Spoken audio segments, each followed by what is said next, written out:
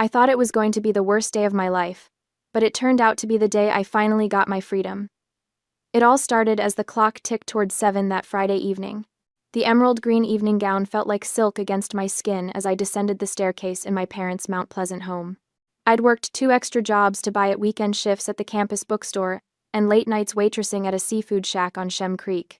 Every time a customer was rude or my feet ached, I'd picture myself in this dress, walking into Magnolia's for my 21st birthday dinner, the legal milestone. The night I'd finally be the main character in my own story, just for once. I adjusted my earrings at the landing, my reflection catching in the hallway mirror. My makeup was perfect, smoky eyes, bold lip. My heart raced with a hope so fragile I was almost afraid to feel it. Then I reached the bottom of the stairs and froze. The living room looked like a funeral parlor. The heavy curtains were drawn despite the golden evening light outside. The lamps cast long, dramatic shadows across the hardwood floor. And there, sprawled across the leather sectional like a Victorian invalid, was my sister Tiffany.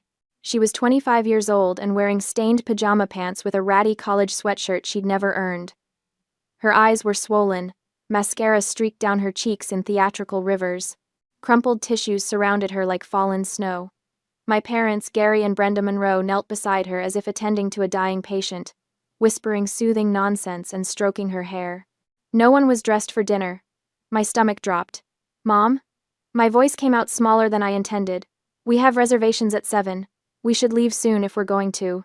My mother's head snapped up. Her eyes met mine, and there was no guilt there, no apology, only cold, calculated accusation. She stood and moved to block me at the bottom of the stairs, her hand shooting out to grip my wrist. "Take off your shoes immediately." Her voice was a harsh whisper. "Don't make a sound. Your sister is suffering. Can't you see that?" I stared at her, my mind struggling to process what was happening.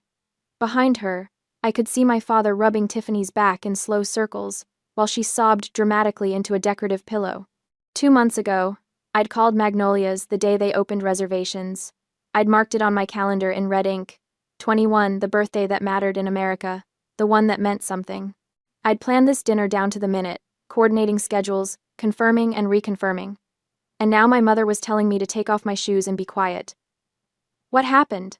I asked, though part of me already knew the answer would be something absurd. Something that wouldn't matter to anyone except Tiffany. "Your sister is going through something," Mom hissed. "She needs us tonight. Surely you can understand that family comes first." Family. The word tasted like poison. I felt anger building in my chest, hot and unfamiliar. But then that old instinct kicked in, the one that had been trained into me since childhood. Be the peacekeeper. Don't make waves. Keep everyone happy except yourself. I opened my mouth to say something gentle, something understanding. To ask if maybe we could still go. Just for an hour. That's when Tiffany screamed. The sound shattered the artificial quiet like breaking glass. She lunged off the couch and grabbed the bottle of wine sitting on the side table. Dad's expensive Napa Valley Cabernet, the one he'd been saving for a special occasion. "If you dare leave me home alone tonight." She held the bottle over her head like a weapon, her face contorted with rage. "If you dare go celebrate her birthday while I'm suffering like this, I will smash this house to pieces. I'll throw this through the TV. I'll swallow a whole bottle of sleeping pills. I swear to God I will." She advanced toward the entertainment center, where my father's prized 80-inch flat screen hung on the wall, the bottle trembling in her raised hand. My father didn't tell her to calm down. He didn't take the bottle away or tell her she was being ridiculous. He spun around to face me instead. His face was red, the veins in his neck bulging. "Do you see how selfish you are?" His voice cracked with exertion. "Do you see what you're doing to this family? Cancel the table immediately. Go to your room. We're having frozen pizza tonight, and you're going to sit there quietly and be grateful we're even acknowledging your birthday at all." The words hit me like physical blows. I stood there in my emerald green dress, my carefully applied makeup, my painful heels. I'd spent weeks planning this, months saving for this dress, years dreaming of one night where I mattered, and my father was ordering me to my room like a child. Something inside me cracked. Not broke, not yet, but cracked enough that light started seeping through. This wasn't just thoughtlessness. This wasn't just Tiffany being dramatic or my parents being dense. This was calculated. This was cruel. This was them choosing, actively choosing, to hurt me. For the first time in my 21 years, I didn't nod. I didn't apologize. I didn't scurry upstairs to cry quietly into my pillow where no one would be inconvenienced by my feelings. I gripped the banister, my fingernails digging into the polished wood until I felt splinters bite my skin. No. The word came out steady. Stronger than I felt. I won't cancel. I'm going alone. My mother gasped like I'd slapped her. My father's face went purple. Tiffany's mouth dropped open in genuine shock, apparently. The idea that I might defy them had never occurred to her. You ungrateful little... Dad started forward. The doorbell rang. The sound cut through the tension like a blade, sharp and intrusive. Everyone froze mid-motion, turning toward the front door like deer caught in headlights. For 3 long seconds, nobody moved. Nobody breathed. Then my father's face went pale. "Who the hell is that?" Tiffany whispered, still clutching the wine bottle. The doorbell rang again, longer this time, insistent. And somehow, I knew with a certainty that made my pulse quicken that everything was about to change. My father practically lunged for the door, his body language shifting from rage to panic in an instant. He smoothed his shirt, pasted on a smile that didn't reach his eyes, and opened the door just wide enough to block the view into the living room. "Logan!" His voice came out too loud, too cheerful. "What a surprise. We weren't expecting..." "I told you I was coming." The voice from outside was gravel and ice. 2 days ago. You said it was fine. Uncle Logan. My father's older brother. Dad laughed nervously, using his body to fill the doorway. Right, of course. It's just that, He lowered his voice, but the house's acoustics carried every word straight to where I stood, frozen on the stairs. Kayla has severe food poisoning. She's been vomiting her guts out upstairs all evening. We'll probably have to cancel the party. The poor girl is in bad shape. The lie fell from his lips so easily, so smoothly, like he'd rehearsed it. Something cold and hard settled in my chest where the hurt had been. Not numbness, worse than numbness. Clarity. Disgust. I'd always known my parents favored Tiffany. I'd told myself it was because she was more outgoing, more charismatic, more needy. I'd made excuses for them, convinced myself they loved me in their own way. But this was different.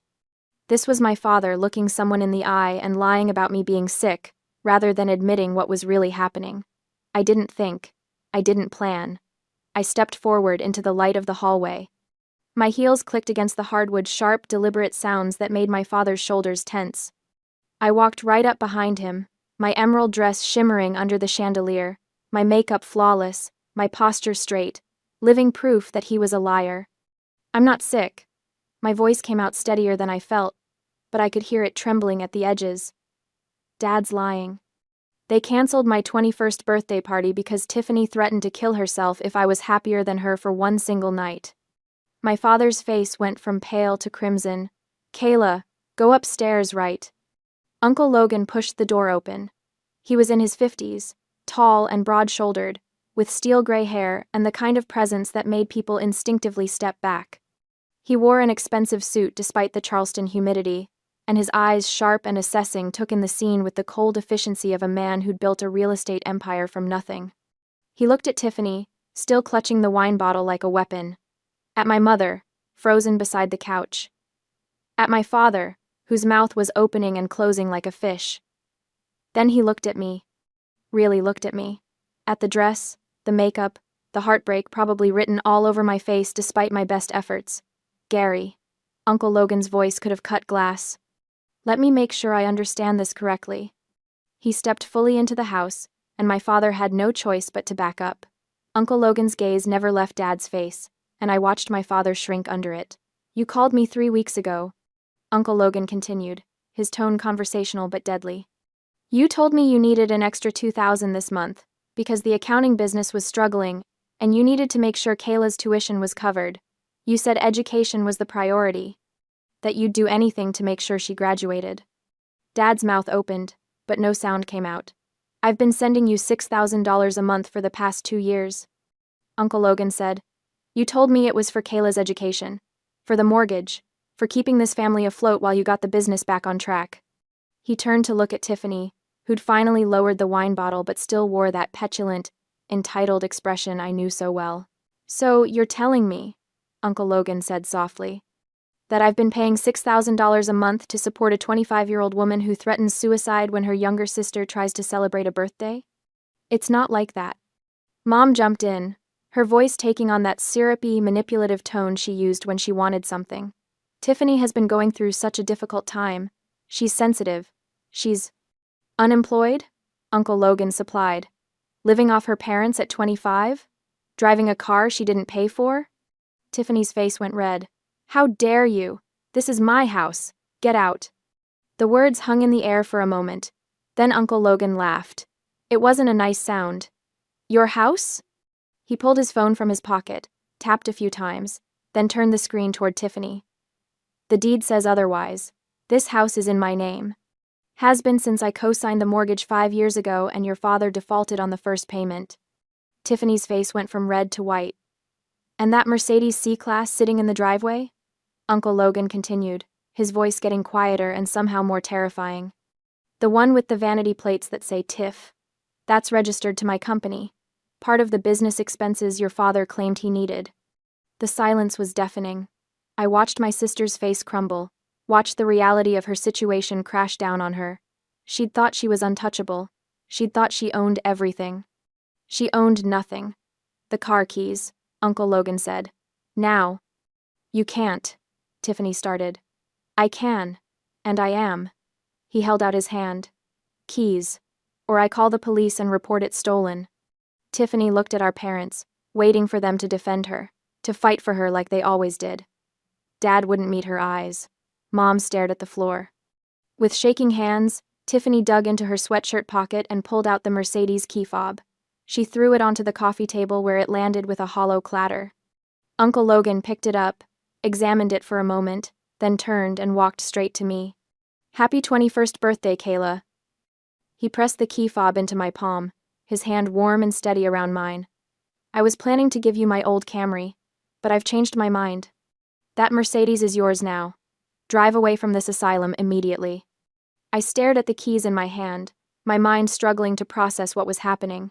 Behind Uncle Logan, I could see Tiffany's face contorted with rage and disbelief. She opened her mouth to scream again. But then something strange happened. Her expression shifted, just for a second. Her eyes flicked toward the kitchen counter, toward something I couldn't quite see from where I stood. And then she smiled. Not a big smile, just a tiny quirk of her lips, there and gone so fast I almost thought I'd imagined it. A chill ran down my spine, but before I could process it, I heard a car horn outside. Austin. My boyfriend had pulled up to the curb right on schedule, ready to take me to dinner. "I'll get my things," I heard myself say. I don't remember going upstairs. I don't remember packing my suitcase, but somehow, 10 minutes later, I was dragging it down the stairs, my hand white-knuckled around the handle. My parents were clustered around Uncle Logan near the door. They weren't trying to stop me. They weren't begging me to stay or apologizing for ruining my birthday. They were begging him not to cut off the money. "Logan, please, you have to understand." Mom's voice was desperate, pleading. "We have expenses. We have obligations." "You have consequences," Uncle Logan said flatly, "and you're about to experience all of them." I walked past them like they were strangers. Tiffany sat on the couch, staring at nothing, her face blank except for that strange little smile still playing at the corners of her mouth. Austin was out of his car the moment he saw me, taking my suitcase and loading it into his trunk. He looked at my face and didn't ask questions, just pulled me into a hug that smelled like his cologne and safety. "Take her somewhere nice." Uncle Logan called from the doorway, "Put it on my card. And Kayla?" He waited until I turned around. "You're staying with me until you graduate. No arguments." I nodded, not trusting my voice. As Austin started the car, I looked back one last time.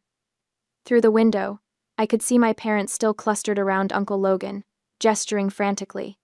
I could see Tiffany on the couch, and I could see her reach behind a cushion and pull out her phone, that smile getting wider. Something was wrong. Something I wasn't seeing yet. But right now, with the Mercedes keys in my pocket and Austin's hand warm in mine, I couldn't bring myself to care. I'd finally walked out, finally stood up for myself. Whatever came next, I'd face it when it arrived. The humidity of a South Carolina September wrapped around me like a wet blanket as I stepped out onto Uncle Logan's King Street penthouse balcony. Below, the city sparkled in the late morning sun, church steeples rising above the historic district, the harbor glittering in the distance. A week had passed since I'd walked out of my parents' house, and I was still adjusting to the surreal peace of my new life.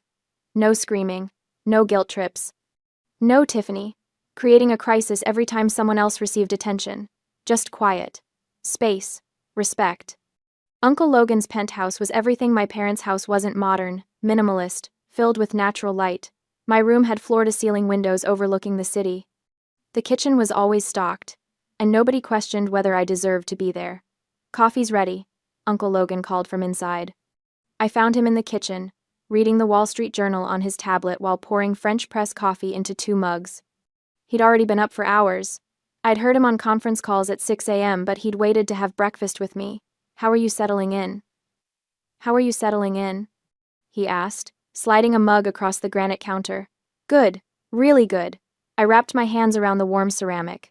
"Thank you for—" "Don't," he cut me off gently. "You don't thank family for doing the bare minimum of treating you like a human being."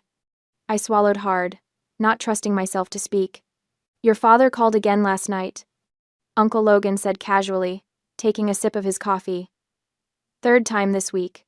Still insisting the whole thing was a misunderstanding. "What did you tell him?" "That I'd see him in court." His expression was granite.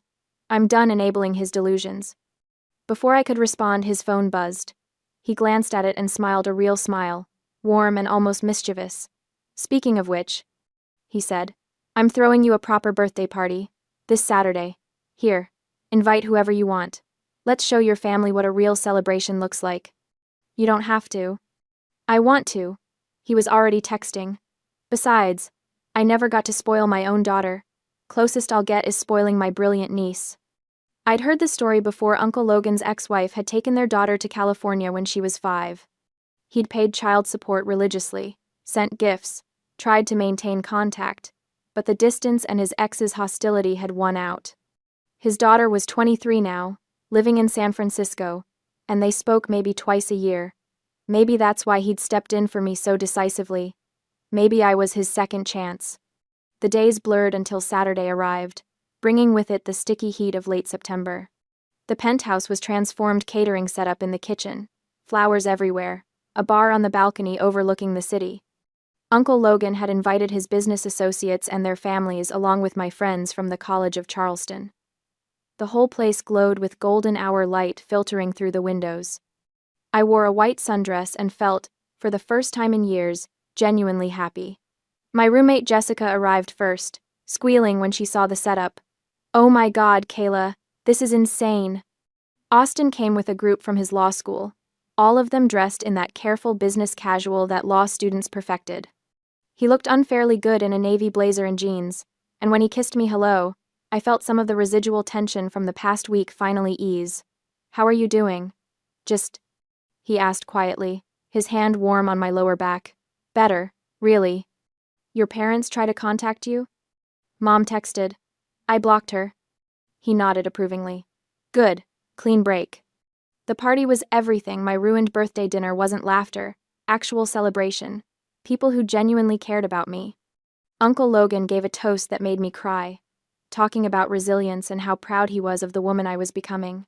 Jessica posted photos on Instagram, tagging me and the location with captions about, "Finally celebrating with people who deserve you." I didn't think about my family at all. I should have. The peace lasted for 3 days. On Tuesday afternoon, I found myself at the Roasted Bean, my favorite coffee shop near campus. The place was half empty, the barista playing indie folk that was somehow both melancholy and hopeful. I'd brought my laptop and my portfolio to finalize layouts before sending everything to the printer. My senior thesis exhibition was in 3 weeks, and I needed everything perfect. The architectural model I'd spent 6 months building was carefully secured in the back seat of the Mercedes, too precious to leave at home, too bulky to bring inside. The model represented my thesis project, a sustainable community center designed for a hypothetical site in North Charleston. Every window was hand-cut acrylic. Every tree was wire and painted foam. Every detail was exact. It was my future, My career. Everything I'd worked for. I ordered my latte and settled at a corner table, spreading out my work. The familiar ritual soothed me, opening files, checking measurements, adjusting layouts. For an hour, I lost myself in the work. Then my phone buzzed. Austin. Running 10 minutes late. Just left campus. Want me to grab you anything? Me. Just you. See you soon. I smiled at my phone, then glanced out the window to where the Mercedes sat in the parking lot. The afternoon sun glinted off its silver paint. And then I saw her. Tiffany. She was walking through the parking lot, looking around like she was searching for something. My heart started pounding. How did she know I was here? Then I remembered Find My Friends, the app we'd set up years ago when Mom insisted the family needed to stay connected. In my rush to leave, I'd never turned off location sharing. Stupid. So stupid. I watched as Tiffany circled the Mercedes, trying the door handles. They were locked. I'd checked twice, but she didn't look deterred. She reached into her pocket and pulled out something that glinted in the sun. A key. My breath caught. The spare key. The one that used to hang on the hook in my parents' kitchen. Uncle Logan had taken the primary fob, but he'd never thought about the spare. None of us had. I jumped up, my chair scraping against the floor loud enough to make the barista look up. But I was too far away, and Tiffany was already unlocking the door, already reaching into the back seat toward my model. A car screeched to a stop behind the Mercedes. Austin practically launched himself out of his Civic, still wearing his suit from a moot court session. He must have seen what was happening as he pulled in. "Hey!" His voice carried across the parking lot, sharp with authority. "Step away from the car!" Tiffany jerked back, but not before her hand closed around one of the model's supporting beams. She was smiling that same strange smile I'd seen at the house. "It's not your car, Austin," she said sweetly. "It's family property. I'm just retrieving what belongs." Austin grabbed her wrist, not hard enough to hurt, but firm enough that she couldn't pull away. His law training kicked in, his voice going cold and professional. "Property damage over $1,000 is a felony in South Carolina. That model is worth easily 3 times that in materials and labor." His eyes bored into hers. "Do you want to go to jail today? Because I will call the police right now, and I will press charges on Kayla's behalf, and you will be arrested for attempted vandalism and theft." Tiffany tried to yank her arm back, but Austin held steady. "Let go of me. You're assaulting me. I'm preventing you from committing a crime." His voice didn't rise, didn't waver. "There are 3 security cameras in this parking lot. Every second of this is being recorded. So you have a choice. You can drop whatever you're holding, hand over that spare key, and walk away. Or I can call 911 right now and you can explain to the cops why you're breaking into a vehicle that isn't yours." I ran out of the coffee shop, my heart hammering. By the time I reached them, Tiffany's face had gone from smug to panicked. She looked at me like I was supposed to save her. Like I was supposed to be the peacekeeper, the one who smoothed things over and made problems disappear. I pulled out my phone and started recording. "Let go of the model, Tiffany," I said quietly.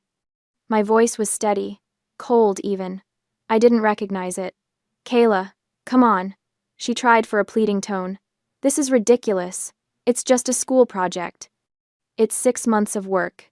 It's my thesis. It's my future." I kept the camera trained on her face. "And you were about to destroy it because you can't stand to see me succeed. That's not. Drop it, give me the key, and leave." For a long moment, Tiffany just stared at me. Like she couldn't believe I was standing up to her.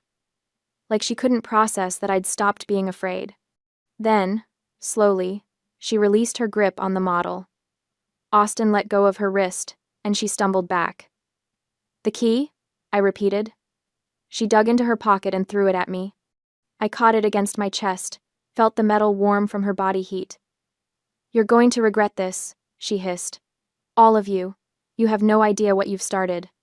She turned and stalked away across the parking lot, disappearing around the corner toward the bus stop. Austin immediately went to inspect the model, his hands careful as he checked for damage. "It's okay. She barely touched it. Nothing broken." I nodded, but I couldn't stop shaking. "Hey." He pulled me into a hug, and I buried my face in his shoulder. "You're okay. It's over." She smiled, I whispered. "Right before you showed up," she smiled, like she was looking forward to destroying it. I know. His arms tightened around me. I saw. That night, back at the penthouse, I couldn't sleep. I kept thinking about that smile, about the spare key none of us had remembered, about how Tiffany had known exactly where I was. Austin had stayed for dinner, and now we sat on the balcony with Uncle Logan, the city lights spreading out below us like fallen stars. "She's escalating," Austin said. He'd changed out of his suit into jeans and a t-shirt, but his expression was still serious. First, the suicide threats to control you. Then Uncle Logan steps in and takes away her toys. Now she's going after your future directly. "What do we do?" I asked. "We protect you legally." Austin pulled out his phone, making notes. "First thing, change all your passwords. Turn off location sharing on everything. Get new locks for the Mercedes. Document everything she does from now on." Uncle Logan nodded. "I'm already talking to my lawyer about the civil suit. Your parents took $50,000 from me over the years, claiming it was for home repairs. I want it back, with interest. There's something else." I hesitated, then pulled out my old laptop, the one I'd used in high school, the one that still had the family email synced. I knew my dad never fully deleted anything, always hoarding digital files like he hoarded receipts. I opened the laptop and navigated to the deleted items folder in the email client. It took me 10 minutes of scrolling, but I found it. A scanned copy of a check from my grandmother's estate, dated a year ago, $15,000. It was made out to me, intended for my tuition, and on the back, under the endorsement line, was a signature. "That's not my signature," I said quietly, turning the screen so they could see. "Look at the loops on the K. They're wrong. And I never signed my middle initial, but whoever forged this did." Austin leaned in, his expression hardening as he read, "Jesus Christ." "Wire fraud," Uncle Logan said softly. "And identity theft. That's a federal crime. They stole $15,000 from you." Austin was already pulling up legal statutes on his phone. "With a forged signature on an inheritance check? Kayla, this is serious. Like, prison time serious if you press charges." I stared at the screen, at the proof of my parents' theft, and felt something shift inside me. They'd stolen from me. They'd forged my signature. They'd taken money my dead grandmother had left, specifically for my education, and spent it on God knows what, probably Tiffany's lifestyle, her car payments, her shopping. "I want to press charges," I heard myself say. Uncle Logan and Austin exchanged a look. "Are you sure?" Uncle Logan asked gently. "There's no coming back from this. If we pursue this, your parents could face real jail time." I thought about my mother blocking me on the stairs, telling me to be quiet, about my father lying to Uncle Logan's face, about Tiffany reaching for my model with that smile. "I'm sure," I said. "They chose this. They chose her over me, over and over again. They stole from me. They've been bleeding you dry for years, and they're not sorry. They're not even a little bit sorry." Austin nodded slowly. "Okay. Then we document everything. We build an ironclad case, and we make sure they can't hurt you anymore." I looked out at the city, at the Ravenel Bridge lit up in the distance, and felt something like power settling into my bones. I wasn't the peacekeeper anymore. I was done keeping the peace. The Facebook post appeared on a Thursday morning, right as I was leaving for my 8 a.m. structures class. I almost didn't check social media. I'd been trying to stay off it, focusing on my thesis work and trying to maintain some sense of normalcy. But my phone kept buzzing with notifications, and finally, curiosity won out. I wish it hadn't. The post was from my mother's account, public for everyone to see, complete with a photo of her and Dad looking haggard and elderly in the harsh kitchen lighting. It breaks my heart to share this, but I feel I must speak up about elder abuse in families. Our youngest daughter has, with the manipulation of family members who don't know the full story, stolen property that was promised as part of a business agreement, cut off all contact with her sick parents, and is now threatening us with baseless legal action unless we comply with her financial demands. We raised her with love and sacrificed everything for her education. This is how we're repaid. If you're a parent of adult children, please watch for the warning signs. Narcissism can hide behind a pretty face. I stopped walking, right there on the sidewalk outside the architecture building. Students flowed around me like water around a stone. The post had over 200 likes already. Comments were pouring in. So sorry you're going through this. Praying for your family. Unbelievable. Kids these days have no respect. You should sue her for defamation. Don't let her get away with this. My hands started shaking. There were more posts. I clicked through to Dad's page. He'd shared Mom's post with his own edition about how I'd turned their own family against them and weaponized mental health accusations to steal a car. Tiffany had posted a tearful selfie with a caption about protecting parents from an abusive sister. They'd tagged me in all of it. The comments on my own page were already starting distant cousins I barely knew, asking what was really going on. Friends of friends questioning my character. Someone had even found my architecture school's social media and commented on one of my project posts. Is this the girl who abuses her parents? Why is she still enrolled? I felt like I was drowning. My phone rang. Austin. Don't read the comments, he said immediately. I know you already have, but stop now. Close the apps. They're lying. My voice came out strangled. They're telling everyone I'm the abuser. That I manipulated Uncle Logan. That I stole from them. I know. I saw. His voice was steady, calm. Where are you? Architecture building. I have class, but I can't go in there and pretend.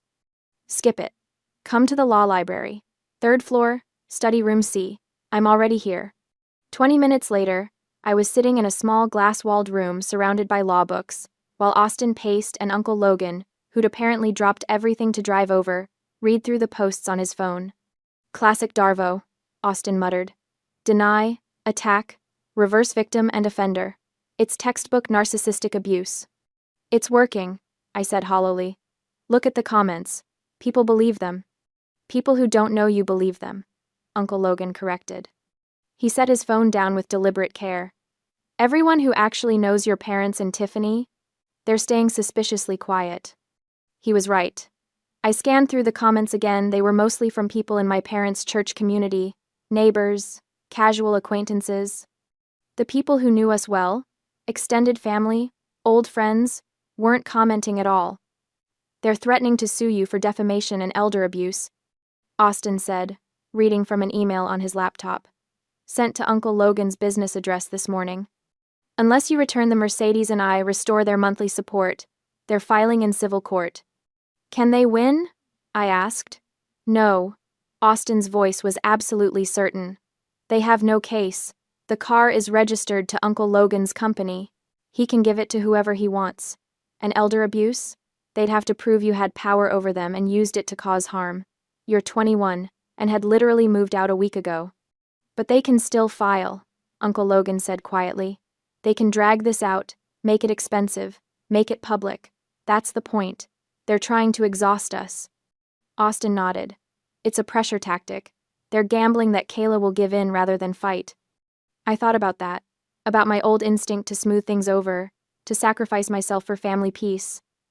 Then I thought about Tiffany reaching for my model with that smile. About the forged signature on my stolen college fund. About my father lying to Uncle Logan's face. We don't engage, I said slowly. Right? We don't argue on social media. We don't defend ourselves publicly. We just document everything they're doing. Austin's expression shifted to something like pride. Exactly. Every false claim they make is evidence of their malice. Every threat is proof they're not remorseful, they're just trying to maintain control. Screenshot everything, Uncle Logan added. Every post, every comment, every message. Make it so we have a complete record of their smear campaign. I nodded, feeling steadier. What about the lawsuit threat? We call their bluff. Austin pulled up a document on his laptop. Uncle Logan's attorney is already drafting the civil complaint for the $50,000 in loans. And I spent last night researching the wire fraud case. The evidence is solid. If they want to play hardball, we'll show them what real legal action looks like. Uncle Logan leaned back in his chair, his expression calculating. I'm going to send them an email. Private. One last chance to settle this quietly. Delete the posts, return the $15,000 in stolen tuition money, and sign a payment agreement for what they owe me. If they refuse, we file everything civil suit, criminal complaint for wire fraud, the works? What if they refuse? I asked. Then we bury them. Uncle Logan said simply. I've been lenient because you're my family. But Gary made his choice when he decided to lie to me and steal from you. I'm done being generous. Austin pulled up another document. I also found something interesting in the South Carolina Code. If they're claiming elder abuse to gain sympathy, but it's demonstrably false, you could potentially countersue for defamation. It won't come to that. Criminal wire fraud is way more serious, but it's good to have options. We spent the next 2 hours documenting everything. Screenshots of every post, every comment, every share, copies of Uncle Logan's bank transfers showing years of support. The email with the forged signature. The video I'd taken of Tiffany trying to break into the Mercedes. By the time we finished, we had a folder that was damning. 24 hours, Uncle Logan said as he prepared the email to my parents. That's what I'm giving them. Delete the posts, agree to repay what they've stolen, sign the settlement. Or we take this to court and potentially to the DA's office. He hit send. I watched the email disappear into the void and felt a strange mix of anxiety and relief. No more peacemaking, no more trying to fix things, just consequences. The response came 16 hours later, at 2 a.m. I was still awake, staring at the ceiling in my room at Uncle Logan's penthouse, when my phone buzzed with a forwarded email from him. It was from my father, no subject line, Logan. I don't know what lies Kayla has been filling your head with, but this has gone far enough. That girl has always been manipulative, always played the victim. We gave her everything: a roof over her head, food, education, and this is how she repays us? The car situation is a misunderstanding. You promised me that Mercedes as part of my compensation package for helping with your business paperwork over the years. Kayla stole it, plain and simple. And now you're threatening Emmy? Your own brother? Brenda is having panic attacks. Her blood pressure is through the roof. Tiffany is devastated. You're destroying this family over a spoiled brat's lies. We will not be deleting our posts. We have every right to tell our side of the story. And we will not be signing any payment agreement for money that was given as gifts, not loans. You said yourself it was family helping family. If you proceed with legal action, we will fight you every step of the way, and we will make sure everyone knows what kind of man turns his back on his own blood.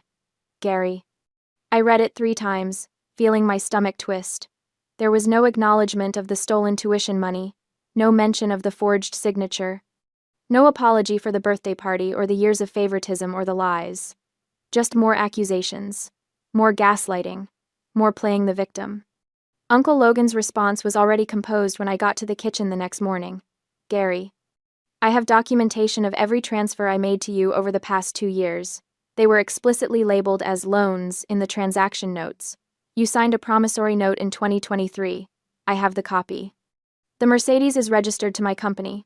I have never promised it to you as compensation for anything. You did minimal bookkeeping for me one tax season, and I paid you $3,000 for it. That does not entitle you to a $45,000 vehicle. Regarding Kayla's tuition money, I have evidence of wire fraud, a forged signature on her grandmother's inheritance check. A transfer you made without her knowledge or consent. That is a federal crime. You have refused my settlement offer. Therefore, as of this morning, my attorney has filed a civil complaint for the return of $50,000 in loans, plus interest and legal fees. You will be served within the week. Regarding the criminal matter of wire fraud, I am forwarding the evidence to the IRS and the district attorney's office. They will decide whether to prosecute. You have made your choice. Now face the consequences. Logan. He showed me the email before sending it. Last chance to back out. He said quietly. Once this goes out, there's no stopping it. Your parents will know you provided the evidence for the wire fraud case. I thought about my mother's Facebook post, about the strangers commenting on my character, about Tiffany's smile as she reached for my thesis model. Send it, I said. He did. The fallout was immediate. Within hours, my mother was calling Uncle Logan's phone non-stop. He blocked her. She started calling from different numbers, Tiffany's phone, neighbors' phones, even the landline at their church. Uncle Logan blocked them all. My father sent increasingly desperate emails, each one more unhinged than the last, claiming Uncle Logan was having a mental breakdown. That I'd seduced Austin into helping me. That they'd call the police and report the car stolen. Let them, Austin said when I showed him the emails. I'd love to watch them try to explain to the cops that they're reporting a car stolen that isn't in their name, isn't at their address, and that they have no legal claim to. The social media posts got worse too. Mom started a GoFundMe claiming they were victims of family financial abuse and needed help paying for legal representation. It raised $300 before someone reported it as fraudulent. Tiffany posted daily updates about her struggling mental health and how family betrayal was destroying her. The comments were sympathetic at first, but then one of my architecture school friends commented with a link to the video I'd posted, the one of Tiffany trying to break into my car. "This is the victim you're all supporting. She tried to destroy her sister's thesis project out of jealousy. Maybe get the full story before you donate." The tide started to turn. People began asking questions. Why would a 21-year-old steal a car that wasn't in her parents' name? Why was a 25-year-old woman living off her parents and throwing tantrums? Why did the parents' story keep changing? Within a week, Mom had made her Facebook friends only. Tiffany stopped posting. Dad's LinkedIn profile went private, but the legal wheels were already turning. The process server found them at the Mount Pleasant house, the one that was about to stop being their house. My father tried to refuse the papers. The server left them on the doorstep and filed proof of service anyway. Uncle Logan's lawsuit was official. And according to Austin, who had a friend interning at the DA's office, someone had indeed opened an investigation into the wire fraud case. "They're panicking," Austin said one evening as we sat on Uncle Logan's balcony, watching the sun set over the harbor. "Your mom sent my mom a Facebook message asking her to talk sense into me. She actually used the phrase, 'boys will be boys,' and suggested I was just doing this to impress you." I almost laughed. Almost. "What did your mom say?" "That I'm a grown man capable of making my own decisions, and that she's seen the evidence and it's pretty damning." He squeezed my hand. "Mom's known your family for years. She's not surprised this happened. She's only surprised it took this long." That hurt more than it should have. The idea that people had watched my family dysfunction for years and just accepted it as normal. That nobody had stepped in to help me until Uncle Logan finally snapped. "Hey." Austin turned to face me, his expression gentle. "You got out. That's what matters. You stood up for yourself. You protected your future. And you're not letting them drag you back down." "I keep waiting to feel guilty," I admitted. "Like, they're my parents. They're going to lose their house. They might face criminal charges. Shouldn't I feel bad about that?" "Do you?" I examined my feelings carefully. The old Kayla would have been drowning in guilt, would have been looking for ways to fix things, to make peace, to sacrifice herself for family harmony. But now? I felt nothing. No guilt, no regret. Just a clean, clear certainty that I'd done the right thing. "No," I said. "I don't." Austin smiled. "Good. Because they did this to themselves. Every single consequence they're facing is a result of their own choices. You didn't make them forge your signature. You didn't make them steal from Uncle Logan.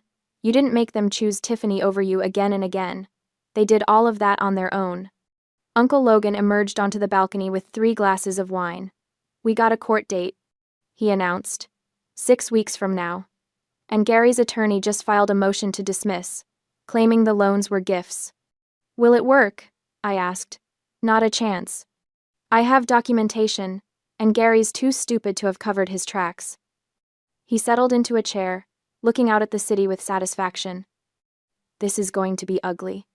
But it's going to be over soon." I raised my glass, and we toasted to endings, to consequences, to freedom. 3 weeks later, the notification popped up on my phone, just as I was putting the finishing touches on my thesis presentation boards. Subject: Family Meeting Request. "Kayla, your mother and I would like to meet with you and Logan to discuss a settlement. Please, this has gone on long enough. We're still your parents. Let's resolve this face-to-face, as a family should. We can come to Logan's place this Saturday at 2 p.m. if that works. Dad." I stared at the email, my finger hovering over the delete button. "Don't respond yet," Austin said when I showed it to him. We were at his apartment near the law school, surrounded by his casebooks and my architecture models. "Let me talk to Uncle Logan first. If they want to meet, we do it on our terms, with everything documented." Uncle Logan's response was immediate when Austin called. "Fine, but I want Austin there as a witness," and we record the entire conversation. South Carolina's a one-party consent state they don't need to know. Saturday arrived with the kind of oppressive heat that made Charleston feel like a sauna. I dressed carefully, white blouse, black slacks, my hair pulled back in a professional bun. I wanted to look competent, untouchable, not like the girl in the emerald dress who'd stood helplessly at the bottom of the stairs while her family fell apart. Austin wore a full suit despite the heat, every inch the law student about to become an attorney. Uncle Logan was in business casual, relaxed but alert. We set up in the living room. Uncle Logan positioned his phone on the bookshelf, camera angled to capture the entire seating area. Austin sat at the head of the coffee table, arranging 3 distinct file folders with surgical precision. At 2:03 p.m., the doorbell rang. Uncle Logan opened the door, his expression neutral. Gary, Brenda, Tiffany. They looked terrible. My father had lost weight, his face gaunt and gray. My mother's hair had more white in it than I remembered, and she'd aged a decade in 3 weeks. But it was Tiffany who shocked me most. She looked haggard, her eyes hollow, her expensive clothes replaced by a cheap t-shirt and jeans. They filed into the living room like condemned prisoners approaching the gallows. "Thank you for agreeing to meet." Mom started, her voice quavering. "We've been so worried. We just want to—" "Sit," Uncle Logan interrupted. "Let's keep this efficient." They sat on the couch across from us. Tiffany kept glancing at Austin like he was a snake about to strike. "Smart girl. Too late, but smart. We're here to settle this," Dad said. He was trying for authoritative, but it came out desperate. "This lawsuit is tearing the family apart. Surely we can come to some arrangement." "Before we discuss arrangements," Austin said smoothly, opening the first folder, "let's establish the facts. Uncle Logan has filed a civil complaint for the return of $50,000 in loans, plus interest and legal fees. You attempted to have the case dismissed by claiming the money was gifted, but Judge Morrison denied your motion. The trial is set for 3 weeks from now." Dad's jaw tightened. "Those were loans, documented in writing. You signed a promissory note." Austin revealed the document. "This is your signature, correct?" Silence. Austin continued, merciless. "Separately, there is the matter of wire fraud. $15,000 was withdrawn from Kayla's inheritance. Trust the one from her grandmother, with a forged signature. The IRS has opened an investigation. The DA's office is reviewing the case for potential criminal charges." Mom made a choking sound. "We didn't, that was a misunderstanding. We needed the money for—" "For what?" I asked quietly. It was the first time I'd spoken, and everyone's attention snapped to me. "For Tiffany's car payments? For her shopping trips? For maintaining the lifestyle you were all living on Uncle Logan's money?" "We're your parents," Mom said, tears streaming down her face. "We sacrificed everything for you. Put a roof over your head, food on your table. How can you be so cruel?" The old me would have crumbled at those words, would have felt the guilt, the obligation, the desperate need to fix things. The new me felt nothing but cold certainty. "You canceled my 21st birthday," I said evenly. "You prioritized Tiffany's tantrum over my milestone. You lied to Uncle Logan about where his money was going. You forged my signature and stole my education fund. And when I finally stood up for myself, you launched a smear campaign calling me abusive." "You were being dramatic," Tiffany interjected, her voice sharp. "It was just a birthday dinner. I was going through something." "You're 25 years old," Austin cut in. "You're an adult. Going through something doesn't entitle you to destroy other people's lives." He pulled out the second folder. "Speaking of which, let's discuss the attempted vandalism. You used a spare key to unlawfully enter Kayla's vehicle with the intent to destroy her thesis project. We witnessed this. We have it on video. That's criminal trespass and attempted property damage." Tiffany's face went white. "You wouldn't—" "I already did. The video is part of the evidence package submitted to the DA's office." Austin's voice was flat, professional. "You're looking at potential criminal charges as well." "This is insane!" Dad exploded, lurching to his feet. "You're going to send us to prison? Destroy your own family? Over what hurt feelings? Kayla's always been sensitive, always played the victim." "Sit down," Uncle Logan said quietly. Something in his tone made Dad freeze. He looked at his older brother, really looked at him, and saw something that made him slowly sink back onto the couch. Let me make something very clear, Uncle Logan continued. You came here asking for a settlement, so here are your options. He nodded to Austin, who pulled out the third folder. Option 1, Austin said, reading from the document. You sign this payment agreement immediately. You agree to pay Uncle Logan $700 per month for the next 7 years to repay the $50,000, plus interest. You vacate Uncle Logan's property, the house you've been living in, within 30 days. You provide written proof that you've returned the $15,000 stolen from Kayla's education fund within 60 days. We don't have $15,000, Mom whispered. We needed it for. That's not my problem, I said coldly. Sell something. Get a loan. Figure it out. But that money was mine. Grandma left it for me, and you stole it. Austin continued. Additionally, you will delete all social media posts related to this situation, provide written apologies to both Kayla and Uncle Logan, and sign a no-contact agreement. No calls, no texts, no emails, no showing up at Kayla's school or workplace, complete separation for a minimum of 2 years. And if we do all that? Dad asked weakly. Uncle Logan drops the lawsuit. We don't pursue the wire fraud criminal charges. The IRS investigation will proceed independently, but we won't actively cooperate. And the vandalism video stays private. There was a long silence. And, option 2? Tiffany asked, her voice barely audible. We proceed to trial, Austin said simply. Uncle Logan wins his civil case. Your attorney already admitted you can't actually contest the loans. The judgment goes on your credit report. Your wages get garnished at 25% until the debt is paid. The house is foreclosed. And we actively pursue criminal charges for wire fraud and attempted vandalism. You'd send your own parents to prison, Dad said hollowly. No, I corrected. You sent yourselves to prison the moment you forged my signature. I'm just choosing not to protect you from the consequences anymore.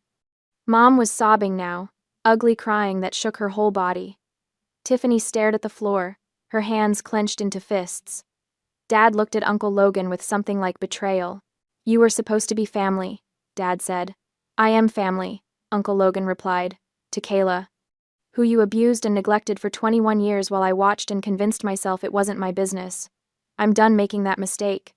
He pulled a pen from his pocket and set it on the table next to the payment agreement. You have 2 minutes to decide. The seconds ticked by in crushing silence. I watched my parents looking at each other, having some wordless conversation. Saw Tiffany's face crumble as she realized they were going to choose themselves over her, just like they'd always chosen her over me. Funny how it felt when the tables turned. We'll sign? Dad finally said. All 3 of you, Austin specified. Tiffany is included in the no-contact agreement and the social media deletion requirement. Tiffany looked like she wanted to argue, but one glance at the folders on the table at the evidence of her attempted crime made her swallow her protest. Dad picked up the pen with a shaking hand. He read through the agreement, his lips moving silently, looking for some loophole, some escape. There wasn't one. Austin had been thorough. The pen touched paper. Dad's signature sprawled across the bottom of the first page, then the second, then the third. He passed it to Mom, who signed while crying. Finally, Tiffany snatched it and scrawled her name, throwing the pen down like it burned her. The social media posts need to be deleted now, Austin said. While we're all here, I want to verify it. Mom pulled out her phone with shaking hands. I watched as she navigated to Facebook, deleted the post. Dad did the same. Tiffany took longer. She'd posted so many things, but eventually, they were all gone. Payment schedule starts next month, Uncle Logan said. You'll receive invoices by email. And you have 30 days to vacate the property. After that, I'm changing the locks and everything left behind will be considered abandoned. Where are we supposed to go? Mom asked helplessly. Not my problem, Uncle Logan said without sympathy. You've had 3 weeks to plan for this. You knew it was coming. They stood as a group, and for a moment, I thought Tiffany was going to say something. She looked at me with an expression I couldn't quite read. Rage, shame, disbelief, all mixed together. Then she turned and walked out. Dad followed, his shoulders slumped. Mom paused at the door, looking back at me. I hope you're happy, she said, venom cutting through her tears. You've destroyed this family. No, I replied calmly. You destroyed this family 21 years ago when you decided one daughter was worth more than the other. I just stopped letting you get away with it." She flinched like I'd slapped her, then hurried out after my father. The door closed behind them with a soft click. For a long moment, nobody moved. Then Uncle Logan stood, walked to the bookshelf, and stopped the recording on his phone. "It's done," he said quietly. I waited for the guilt to hit. For the regret, the doubt, the desperate urge to call them back and fix things. It didn't come. Instead, I felt something I hadn't experienced in years. Peace. True, deep, unshakable peace. Austin put his arm around me, and I leaned into him, watching through the window as my parents and Tiffany climbed into a beat-up Honda, someone else's car, I realized. Probably borrowed. The Mercedes days were over for them. "How do you feel?" Uncle Logan asked. I thought about it carefully. "Free," I finally said. "I feel free." The Honda pulled away from the curb. I watched them until they turned the corner, the red taillights disappearing into the Charleston humidity, before I finally turned my back. I turned to look at Uncle Logan, at Austin, at the penthouse that had become my real home, at the life I was building on my own terms. "Thank you," I said to both of them, "for helping me stand up for myself, for not letting them pull me back down." "You stood up for yourself," Austin corrected gently. "We just provided backup." Uncle Logan nodded. "You're stronger than you know, Kayla. You always were. You just needed to believe it." That night, after Austin left, and Uncle Logan retired to his study, I stood on the balcony looking out at Charleston. The city lights sparkled like stars. The air smelled like salt and summer. In the distance, I could see the Ravenel Bridge, lit up against the dark sky, and I thought about roads, about crossings, about leaving one place behind and moving towards something new. They'd canceled my 21st birthday, thinking they could keep me small and compliant forever. Instead, they'd given me the greatest gift they possibly could have, the motivation to finally walk away. The rest of my life stretched out before me, bright and unburdened. And for the first time in 21 years, it was entirely, completely mine. The sun streamed through the tall windows of the College of Charleston's architecture building, catching the dust motes and turning them into floating gold. 3 months had passed since that Saturday afternoon confrontation, and I was standing in front of my thesis committee wearing a crisp white suit that made me feel like I could conquer the world. My presentation boards lined the wall behind me, months of work, distilled into clean layouts and precise renderings. The architectural model sat on the table to my left, every detail intact, every window catching the light. The sustainable community center I'd designed for North Charleston looked almost real under the presentation lighting, and I'd memorized every square foot of it. "Miss Monroe," Professor Davidson said, adjusting his glasses as he reviewed my calculations, "walk us through your structural considerations for the green roof system." I'd prepared for this. I'd prepared for everything. "The green roof utilizes a modular tray system with native drought-resistant plants," I began, my voice steady and confident.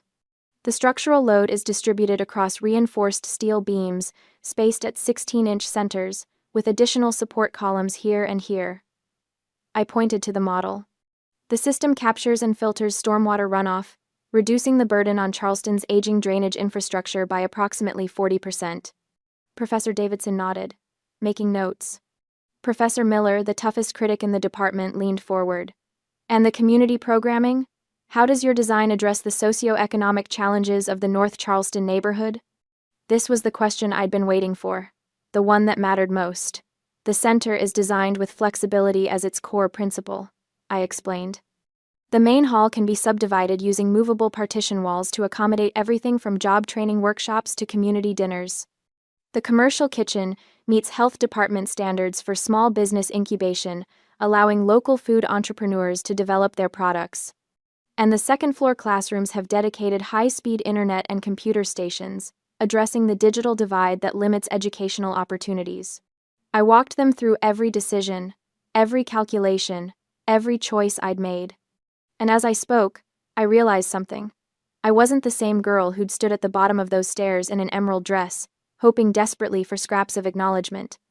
I was someone who'd built something meaningful, someone who'd stood up for herself and survived, someone who knew her worth.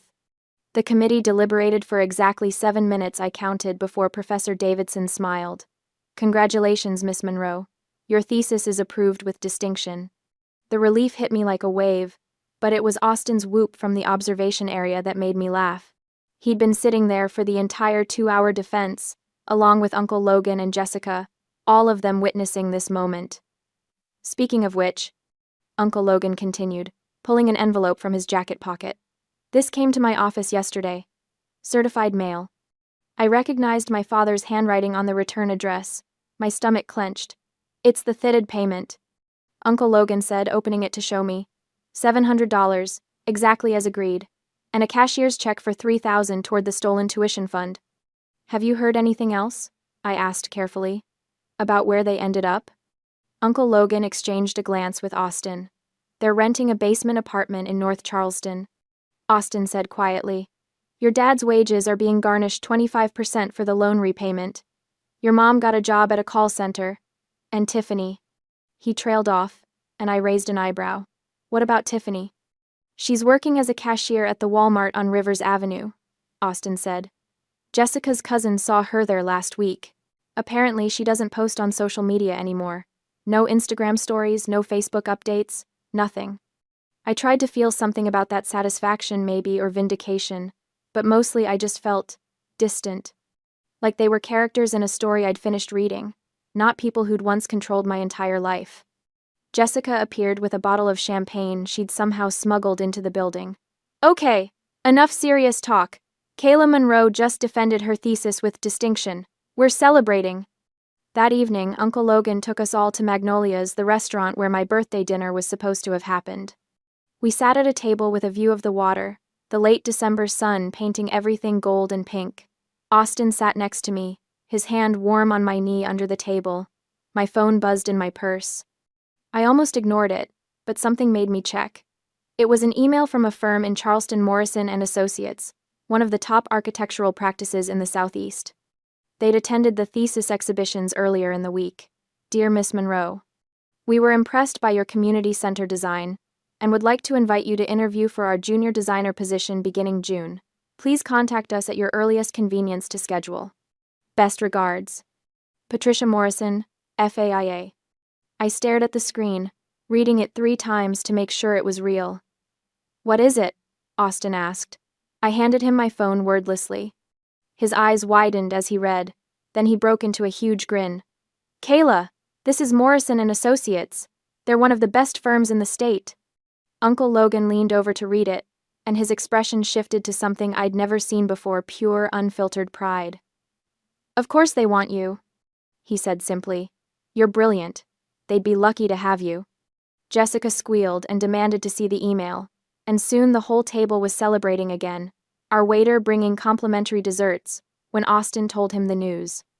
As the evening wound down and the sky darkened over Charleston Harbor, I found myself thinking about roads again, about bridges, about the journey from that devastating night to this moment. 3 months ago, I'd stood at the bottom of the stairs in an emerald dress, hoping desperately for one night where I mattered. Now I was sitting at Magnolia's in a white suit, with a thesis defense behind me, a job interview ahead of me, and people around me who actually valued who I was. The girl in the emerald dress had been so afraid.